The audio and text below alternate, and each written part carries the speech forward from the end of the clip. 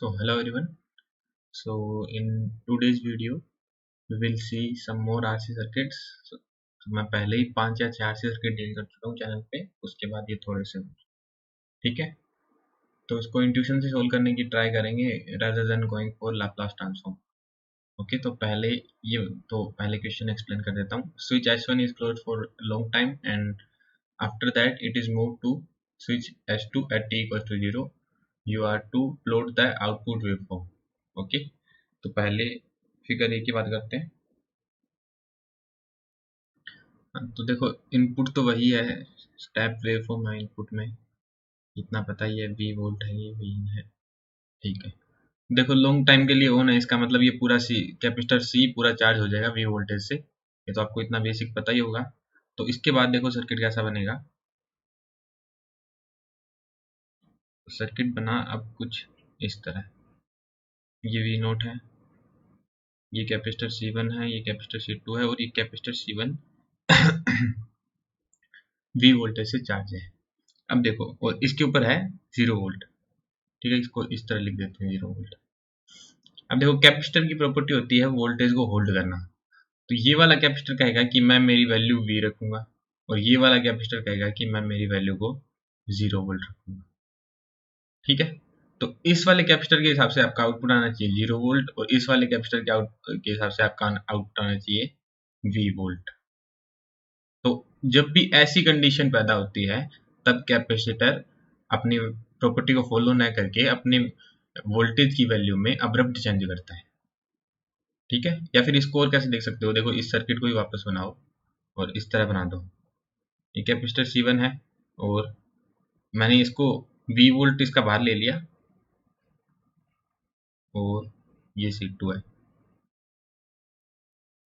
ठीक है. अब दोनों पे कोई चार्ज नहीं है, दोनों शॉर्ट हो सकते हैं क्योंकि कैपेसिटर C1 को तो मैंने V से रिप्लेस कर दिया ना. t इक्वल टू 0 की बात कर रहा हूँ मैं. जब दोनों शॉर्ट हो जाएंगे तो सर्किट में इनफाइनाइटली लार्ज करंट फ्लो होगी. तो जब भी सर्किट में इनफाइनाइटली लार्ज करंट फ्लो होती है उस समय कैपेसिटर अपनी प्रॉपर्टी को फॉलो नहीं करता और अपनी वोल्टेज में अब्रप्ट चेंज करता है. तो यही हो रहा है इसके अंदर. या तो आप ऐसे देख सकते हो इसको कि अगर आपका केवीएल इनवैलिड हो रहा है, इसके हिसाब से 0 आना चाहिए, इसके हिसाब से V वोल्ट आना चाहिए, मतलब दोनों में कॉन्फ्लिक्ट आ रहा है, तो इस समय कैपेसिटर अपनी वोल्टेज को अब्रप्टली चेंज करेगा. वरना इस तरह देख सकते हो कि इनफाइनेटली लार्ज करंट फ्लो हो रही है t इक्वल टू 0 पे, तो अब ये अब्रप्टली चेंज करेगा. तो ये दो तरीके से देख सकते हो. तो अब अब्रप्टली चेंज किस तरह करता है वो देखते हैं. चलो थोड़ा सा, तो थोड़ी सी चीजें मैं रिमूव करता हूँ. तो देखो इसको अब करेंगे हम चार्ज कंजर्वेशन पे. तो देखो आपको तो पता ही है चार्ज तो कंजर्व ही रहेगा, चाहे किसी भी टाइम हो सर्किट में, तो चार्ज तो कंजर्व रहेगा ही. तो देखो इस समय सर्किट में कितना चार्ज है, C1V. जब स्टेडी स्टेट पहुंच जाएगा तो सर्किट को किस तरह बना सकते हैं, मान लो इस तरह बना सकते हैं. ये V नोट हो गया और इसको मैं C1 प्लस C2 लिख देता हूँ. और स्टेडी स्टेट पे इसके ऊपर चार्ज मान लो आता है V2, कुछ V2 चार्ज आता है, ठीक है. तो अभी इतना अब हमको ये भी पता है कि steady state t equal to 0 पे पहुंच जाएगी, वो बात अलग है. t इक्वल टू 0 प्लस पे पहुंच जाएगी.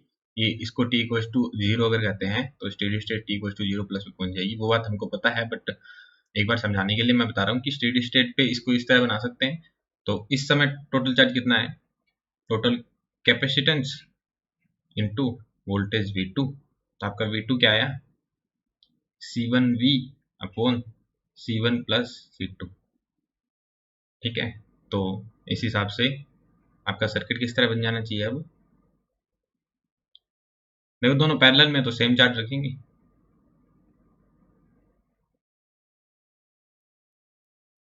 C1 और C2, और दोनों पे चार्ज है C1V upon C1 plus C2, ठीक है.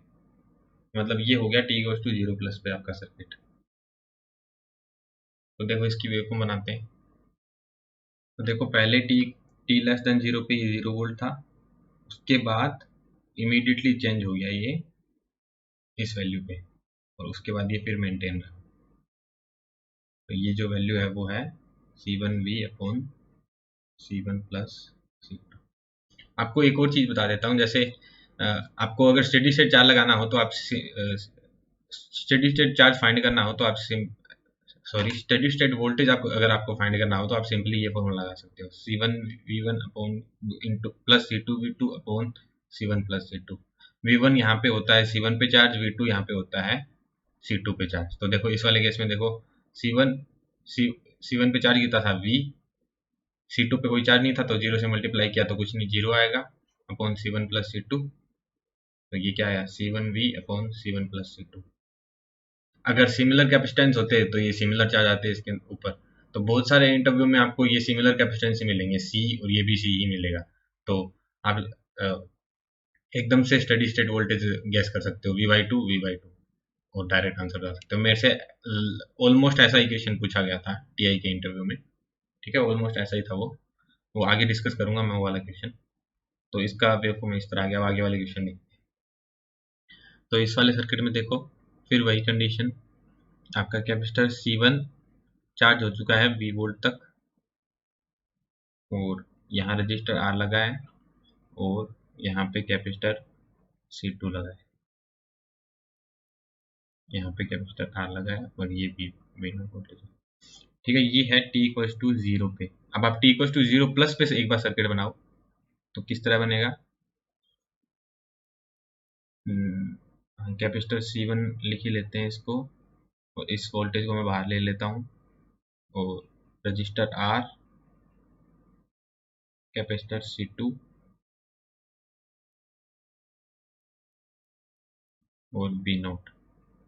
अब आप ये बात देखो, क्या इस कंडीशन में कोई भी चांस है कि कैपेसिटर में इनफाइनाइट सर्किट में इनफाइनाइट करंट फ्लो हो जाए? देखो इसको आप किस तरह रिप्लेस कर सकते हो, V वोल्टेज और R रजिस्टर, और यहाँ पे आपका V0 है, आपने C1 को भी शॉर्ट कर दिया और C2 को भी शॉर्ट कर दिया। तो इस कंडीशन में आपकी इनफाइनाइटली लार्ज करंट फ्लो हो ही नहीं रही है, ना ही आपका KVL इनवैलिड होगा t=0 पे। देखो ये V वोल्टेज होल्ड कर रहा है और ये कहे कि मैं V वोल्टेज रखना चाहता हूँ, ठीक है, और ये कहता है कि मैं 0 वोल्टेज रखना चाहता हूँ, तो ठीक है आप 0 वोल्टेज रख लो, V0 की वैल्यू 0 होगी, कोई दिक्कत नहीं है। और ये चाहता है मैं V वोल्टेज रख रहा हूँ, ठीक है V वोल्टेज रख लो। t=0 पे जितना भी वोल्टेज ये V था कैपेसिटर का वो पूरा R पे ड्रॉप हो रहा है, ठीक है, ये बात समझ पा रहे हो। t=0 प्लस पे जो वोल्टेज C1 पे था वो पूरा R पे ड्रॉप हो रहा है और ना ही कहीं पे KVL आपका इनवैलिड हो रहा है और ना ही सर्किट में इनफाइनाइटली लार्ज करंट फ्लो हो रही है। तो इस समय किसी भी हिसाब से आपका कैपेसिटर अपनी प्रॉपर्टी को फॉलो करेगा ही, मतलब अपनी वोल्टेज को होल्ड करने वाली प्रॉपर्टी को फॉलो करेगा, ठीक है। और इस सर्किट में अब होगा क्या, अब धीरे धीरे ये कैपेसिटर इसके थ्रू डिस्चार्ज होना स्टार्ट करेगा और स्टेडी स्टेट पे वैल्यू क्या पहुंचेगी, वही पहुंचेगी जो अपन ने पिछले केस में निकाली थी, C1V upon C1 plus C2, ठीक है। स्टेडी स्टेट पे यही रहेगा। अगर आपको इस तरह ये सब सर्किट नहीं समझ में आ रहे हैं तो आप एक बार लाप्लास ट्रांसफॉर्म का यूज करके भी सर्किट को सोल्व कर सकते हो और V0 की वैल्यू फाइंड कर सकते हो। तो एक बार अगर आपको ऐसा सेटिस्फेक्शन नहीं मिल रहा है कि ऐसा कैसे हो गया, KVL KCL ये सब चीज़ें, या फिर अपनी प्रॉपर्टी को फॉलो नहीं करना, ये सब आपको क्लिक नहीं कर रहा है, तो आप एक बार लैपलास ट्रांसफॉर्म से करोगे तो आपको सर्किट समझ में आने लगेगा, दिखने लगेगा। लेकिन इंटरव्यू में आप लैपलास ट्रांसफॉर्म से सोल्व नहीं कर सकते, आपको ये चीज़ें देखनी पड़ेगी थोड़ी सी, ठीक है। तो इसका मतलब ये है कि इस बार स्टेडी स्टेट इनफाइनाइट टाइम पे पहुंचेगी, मतलब काफी समय बाद 5 टाइम पे पहुंचेगी, मतलब 5 टाइम पे पहुंचेगी इस बार स्टेडी स्टेट, t=0 पे ही नहीं पहुंच जाएगी। तो इस बार देखो किस तरह आता है ग्राफ।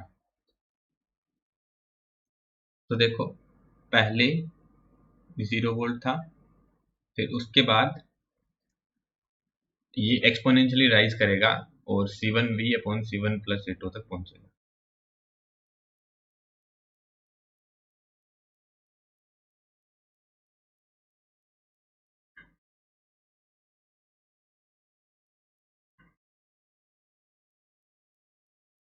इस तरह, ठीक है।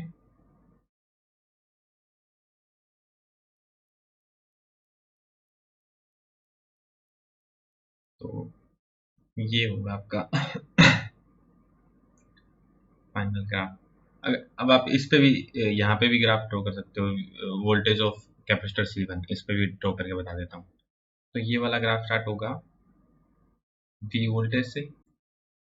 पहले तो ये वी वोल्टेज तक रहेगा, उसके बाद ये वी,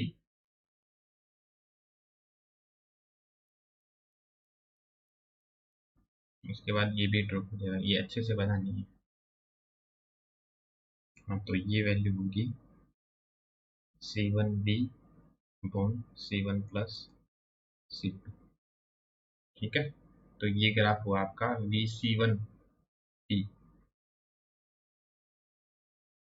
अगर इसका टाइम पीरियड कोई पूछ ले तो देखो सी वन और सी टू में दोनों में सेम करंट है, इसका मतलब दोनों सीरीज में हो गए, तो टाइम कांस्टेंट इसका क्या होगा, R C one C two upon C one plus C two. ये इसका टाइम कांस्टेंट हो गया। और क्या पूछ सकता है इसके अंदर, और कुछ नहीं पूछ सकता। ठीक है, तो इस तरह कोई एनालाइज करना नहीं किए। अब तीसरा सर्किट देखते हैं। तो देखो आप पहले इसको खुद से सोल्व कर लीजिए, उसके बाद देखिए आंसर एक बार इसका। फिर देखो इसमें भी वही कंडीशन, वी वोल्टेज तक चार्ज है। यहाँ पे आर रजिस्टर लगाए, इस बार पैरेलल में लगाए दोनों के, और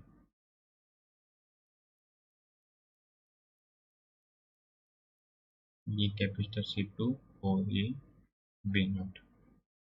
तो देखो अब इस वाली कंडीशन में भी वही काम करो। ये चाहता है मैं वी वोल्टेज होल्ड करूंगा, ये चाहता है मैं जीरो वोल्टेज रखूंगा। तो अब वी नोट की वैल्यू क्या आएगी, यहाँ पे फिर कॉन्फ्लिक्ट आ गया।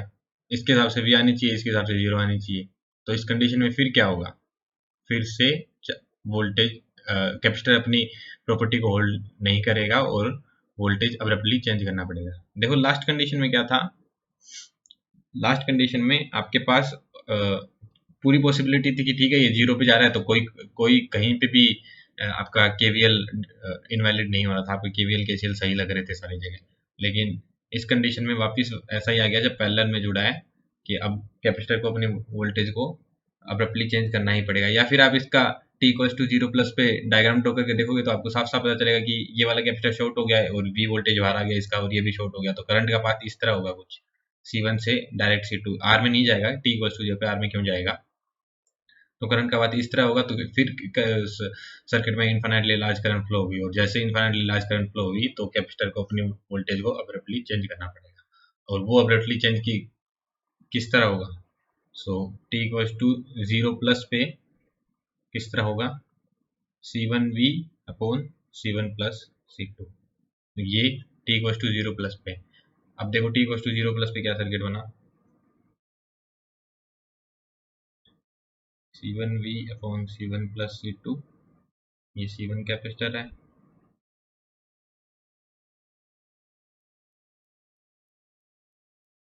ये आर रजिस्टर है,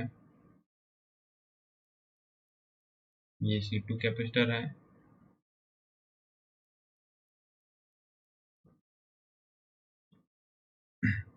इसका चार्ज भी है C one B upon C one plus C two. देखो जब मैं डायग्राम बनाता हूँ तो आप वो वाला पार्ट स्किप कर सकते हो जल्दी से, क्योंकि आप डायग्राम तो आपको पता ही है मैं बनाने वाला ही हूँ। ठीक है, तो लेकिन अब इस सर्किट में क्या होगा कि ये जो capacitor C one V upon C one plus C two से चार्ज हुए हैं दोनों, ये इस रजिस्टर के थ्रू डिस्चार्ज हो जाएंगे। ये T equal to zero plus पे था, ठीक है, लेकिन स्टेडी स्टेट पे जाके ये दोनों, इन दोनों पे पूरा चार्ज खत्म हो जाएगा। समझ रहे हो, ये इसके थ्रू डिस्चार्ज हो रहे हैं। तो अब ग्राफ बनाता हूँ मैं एक बार। देखो वी नोट का ग्राफ बनाए, वी नोट कह दो या फिर फोर वी सी टू कह दो, एक ही बात है। तो पहले तो वो जीरो पे था, फिर एकदम सडनली वो पहुंच गया C one V upon C one plus C two पे, और उसके बाद पूरा चार्ज डाई आउट हो जाएगा।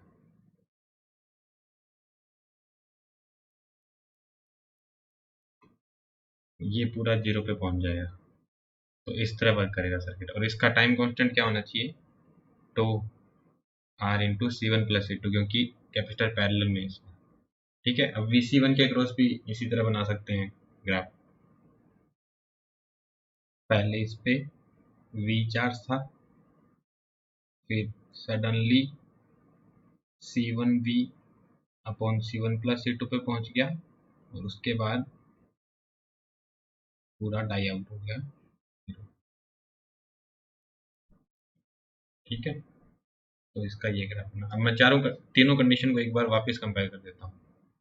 देखो पहली कंडीशन में क्या होगा, C1 पूरा V तक चार्ज होगा, उसके बाद इमीडिएटली इसको अपना चार्ज इसके बाद इमीडिएटली अपन को इसको अपनी वोल्टेज को चेंज करना पड़ेगा और ये C1V upon C1 plus C2 तक चार्ज हो जाएगा। ठीक है,